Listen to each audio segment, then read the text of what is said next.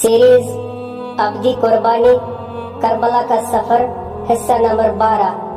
موضوع عذیب الحجنات پر ملنے والی دردناک خبر، وہ خبر جس نے دل توڑ دیے۔ بسم اللہ الرحمن الرحیم۔ عذیب الحجنات کے مقام پر آنے والی قربانی کی حقیقت واضح ہونے لگی۔ کوفہ سے 4 بہادر نفوس قافلے میں شامل ہوئے اور ایک ایسی خبر لائے جس نے اصحاب کی آنکھوں کو اشکبار کر دیا۔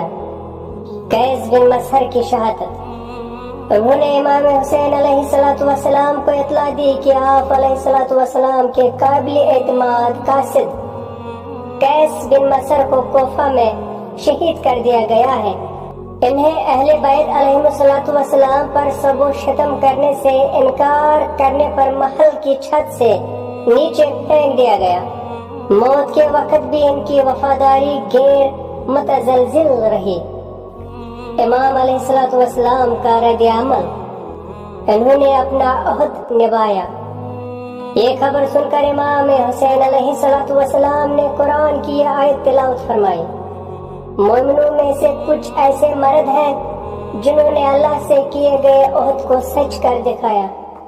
آپ علیہ السلام جانتے تھے کہ کربلا کا راستہ اب آپ علیہ السلام کے انتہائی وفادار ساتھیوں کے خون سے ہموار ہو چکا ہے۔ سفر جاری ہے اور قربانی کی شدت بڑھتی جا رہی ہے۔